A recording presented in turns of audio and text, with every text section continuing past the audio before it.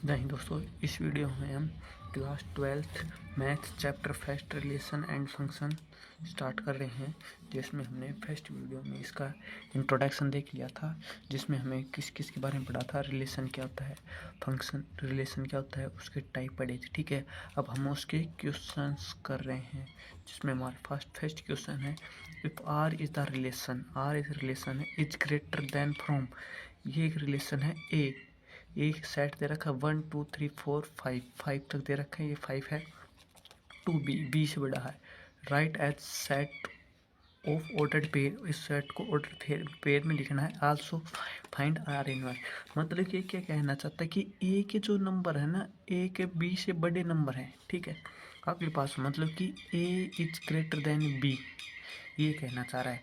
तो इसका लिखेंगे हम, इसका पहले तो कार्टेशियन प्रोडक्ट लिखेंगे, पहले तो ए क्रॉस और बी निकालेंगे। ठीक है, 1 2 3 4 5। ठीक है, ठीक है, कार्टेशियन प्रोडक्ट करेंगे बी के साथ 1 2 3 4, इसके साथ लिखेंगे। तो लेकिन हमें कौन सा एलिमेंट लेना है जिसमें ए बड़ा होगा और बी होगा छोटा। ठीक है, तो 1 1 तो नहीं बनेगा।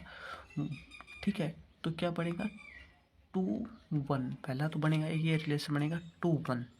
ठीक है, उसके बाद 3 1, उसके बाद 4 1 4 3 5 1 5 3 5 4, ये बनेगा इसका रिलेशन। मतलब क्या कहना चाहता है कि ए वाले एलिमेंट्स बड़े हैं बी वाले से। ठीक है, अब अच्छा, इसका सेकंड पार्ट आता है, आल्सो फाइंड क्या करना है, आर इनवर्स। आर इनवर्स मतलब क्या है, बी तो बन जाएगा ए और ए बन जाएगा बी। तो आर इनवर्स क्या बनेगा, 1 2 1 3 1 4 3 4 1 5 3 5 4 5, ये बन गया इसका आर इनवर्स। इसका ये बन गया आर इनवर्स।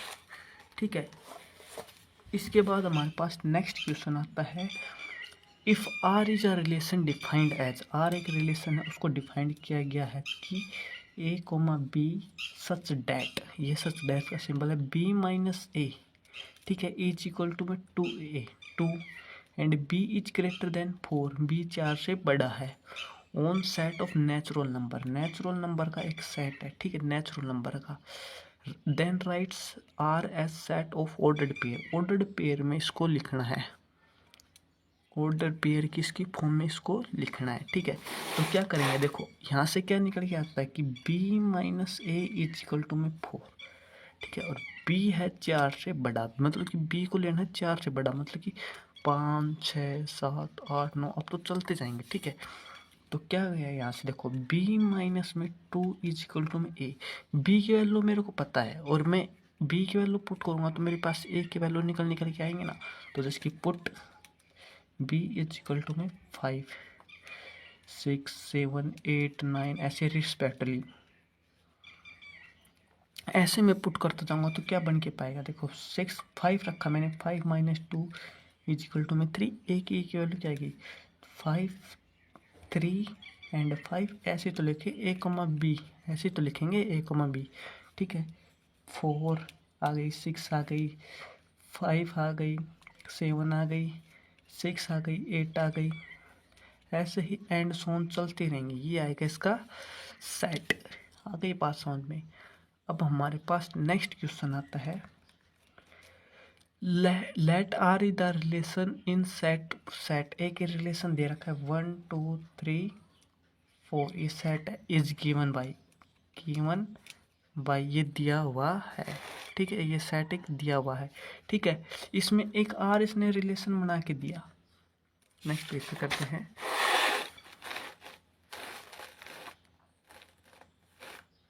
आर क्या रिलेशन बना के दिया इन्होंने, आर रिलेशन बना दे क्या 1 2 2 2 1 1 4 4 1 3 3 3 3 2, ये रिलेशन बना के दिया है। इसको हमें प्रूव करना है। प्रूव क्या करना है कि यह है रिफ्लेक्सिव, रिफ्लेक्सिव ट्रांजिटिव है बट नॉट सिमेट्रिक, बट ये सिमेट्रिक नहीं है, हमें ये प्रूव करना है आगे पास में। तो मैंने रिफ्लेक्सिव, ट्रांसमेट्रिक, ट्रांजिटिव इनकी डेफिनेशन लास्ट वीडियो में आपको बताई थी, ठीक है। अगर आपको नहीं पता है तो उसको देखिए, लेकिन वैसे मैं आपको बता देता हूँ। रिफ्लेक्सिव क्या होता है, एक रिलेशन डिफाइन किया जाता है, उसमें ए कोमा ए होगा ना, such that A belong to R, उस रिलेशन से बिलोंग करेगा, ए से, वो सेट से बिलोंग करेगा। जो एक सेट दे रखा था ना अपने पास, ए सेट दे रखा है क्या, 1 2 3 4, इस सेट से इन्होंने एक रिलेशन बना के दिया है, ये रिलेशन, ठीक है, इस सेट से बिलोंग करेगा, तो वो होगा रिफ्लेक्सिव। फॉर सिमेट्रिक में क्या होता है कि आर एक रिलेशन डिफाइन करेंगे, A comma B such that A belong to A, ठीक है, and B belong to also A, ठीक है। बट इम्प्लाइज क्या करेगा, B comma A also belong to A, ठीक है, and B belong to A, ये दोनों चीज अपोजिट भी बिलोंग करेंगी, ए कोमा बी बिलोंग करेगा तो बी कोमा ए भी बिलोंग करेगा, ठीक है। ये बात कहना चाहता है, ठीक है। ट्रांजिटिव में क्या कहना चाहता है कि ट्रांजिटिव में कहना चाहता है A comma B belong to R, ये रिलेशन से बिलोंग करेंगे, and B comma C also belong to R, ठीक है। बट इम्प्लाइज क्या आएगा कि A comma C also belong to R, ये चीज भी बिलोंग करनी चाहिए आर से, तब ये होगा ट्रांजिटिव। ट्रांजिटिव की ये कंडीशन है, ठीक है। तो फॉर रिफ्लेक्सिव के लिए मैं चेक करता हूँ, फॉर रिफ्लेक्सिव भाई क्या बात कहना चाहते हैं कि रिफ्लेक्सिव प्रूव करना है, सिमेट्रिक करना है, ट्रांजिटिव। रिफ्लेक्सिव में क्या होता है कि A coma A belong to ए, भाई एक ए जो नंबर है ना वो ए से बिलोंग करेगा, ए जो सेट है, ठीक है, वो रिलेशन डिफाइन करेगा, उस रिलेशन में दोनों एलिमेंट ए से ही मतलब कि दोनों सेम होने चाहिए, ठीक है। सिमेट्रिक में ए कोमा बी दोनों डिफरेंट होंगे, ए अलग होगा बी अलग होगा, बट इम्प्लाइज क्या होगा कि बी कोमा ए भी वापस होना चाहिए उसमें, ठीक है। जैसे कि राम मोहन का दोस्त है तो मोहन राम का भी दोस्त होना चाहिए, ठीक है। अच्छा, इसमें ट्रांजिटिव में क्या कि ए बी एक फैमिली के मेंबर हैं तो बी सी एक फैमिली के मेंबर हैं, ठीक है। तो इम्प्लाइज होना चाहिए कि ए और सी भी आल्सो एक फैमिली के मेंबर होने चाहिए। फॉर रिफ्लेक्सिव में देखो 1,1 बिलोंग कर रहा है, 2,2 है, 3,3 है, 4,4 है, ये हैं तो अपना रिफ्लेक्सिव है, सेट है। देखो 1,1 2,2 3,3 4,4, तो ये हमारे पास प्रूव होगा कि hence it is a reflexive. For symmetric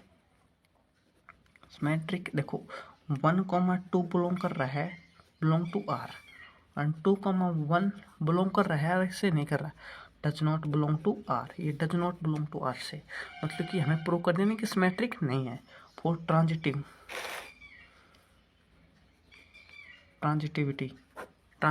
के लिए क्या करना, देखो 1,2 belong to R, 2,2 belong to R हो रहा है, बट इम्प्लाइज क्या कर रहे हैं 1,2 आल्सो बिलोंग टू आर। और कोई और भी ले लो आप, देखो 1,3 लिखा belong to R, 3,3 belong to R, and implies 1,3 also belong to are.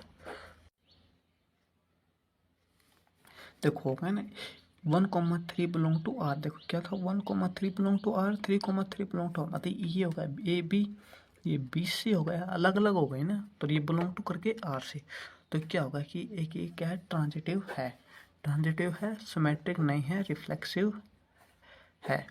तो क्या होगा, हमें प्रूव कर देना कि given set is reflexive, transitive but not symmetric, ठीक है। अब हमारे पास नेक्स्ट क्वेश्चन आता है कि the relation R1 and R2 on set A, R1 and R2 एक रिलेशन दिए गए हैं ऑन सेट ए, एक सेट ए के अंदर R1 relation and R2 relation. R1 relation क्या दिया गया है कि ये सेट देखो ए सेट है, ए सेट में ए बी सी ये एलिमेंट है, ठीक है।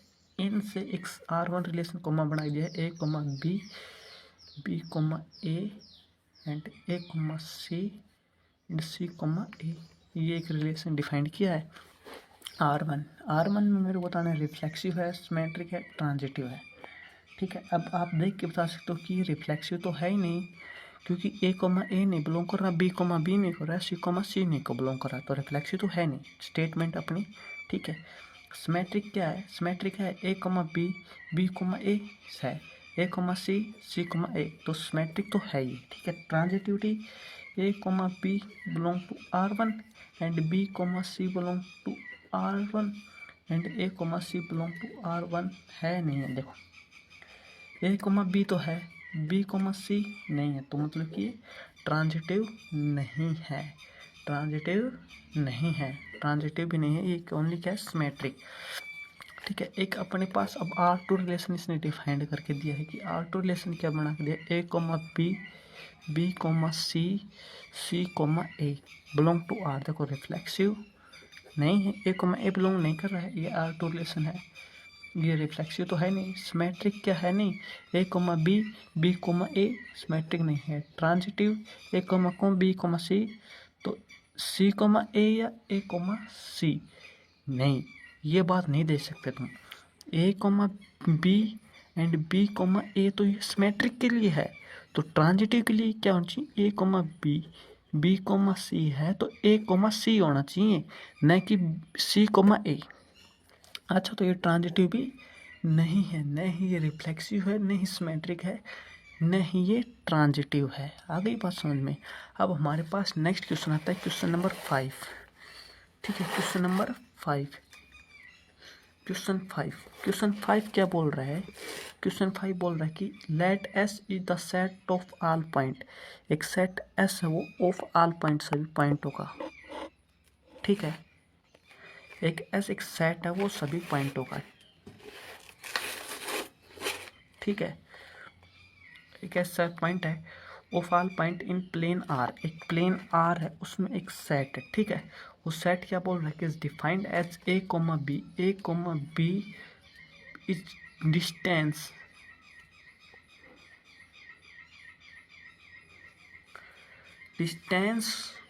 between point A and B is less than 2 unit. भाई क्या दे रखा है कि एक प्लेन है, एक प्लेन है उसमें 2 पॉइंट है ए और बी, ये 2 पॉइंट है, ठीक है। ए की बीच की दूरी 2 यूनिट से कम है, तो 2 यूनिट की कम है, तो रिफ्लेक्सिव के लिए बताओ ए पॉइंट की, ए पॉइंट से 2 से कम होगी, तो मतलब कि रिफ्लेक्सिव तो है। भाई देखो ये पॉइंट है ए बी, ये मैंने बना लिया 3 पॉइंट लिए, इसकी दूरी इसी से 2 यूनिट से तो कम है ना भाई, 0 है, तो रिफ्लेक्सिव तो होगा। सिमेट्रिक, मैट्रिक ए बी की डिस्टेंस है, distance between A and B is less than है ना 2 यूनिट। भाई इसकी दूरी 2 यूनिट से लेस देन है, तो इम्प्लाइज क्या करेगा कि बी और ए की दूरी भी कम होगी। भाई यहाँ से इन दोनों की दूरी कम है तो इन दोनों की भी कम होगी। अच्छा, फिर ट्रांजिटिविटी के लिए क्या कहेगा कि ए कॉमा बी की दूरी 2 यूनिट से लेस है, 2 यूनिट से लेस है, 2 यूनिट से लेस, तो बी और सी की दूरी भी 2 यूनिट से लेस है। देखो यहाँ से देखो ए और बी की 2 लेस है, इन दोनों की भी, भाई इन दोनों की दूरी लेस देन है और इन दोनों की दूरी लेस देन है, ठीक है। तो क्या बात आई कि इन दोनों की लेस देन है, तो ए एंड और सी की दूरी लेस थोड़ी होगी, ये तो होगी ग्रेटर होगी, ग्रेटर देन होगी ना, तो हैंस ये क्या है? सिमेट्रिक, ट्रांजिटिव नहीं है। ये क्या है? रिफ्लेक्सिव है, सिमेट्रिक है बट ट्रांजिटिव नहीं है। आगे बात समझ में। अब हमारे पास नेक्स्ट क्वेश्चन आते हैं, उनको हम देखेंगे नेक्स्ट वीडियो में, ठीक है। तब तक आप क्या करेंगे? इन क्वेश्चनों को आप रिवाइज करेंगे। नेक्स्ट वीडियो में मैं आपको इनको कंप्लीट के एग्जाम्पल्स कंप्लीट हो जाएंगे, फिर उसके बाद हम एक्सरसाइज पे चल देंगे। Thank you, have a nice day.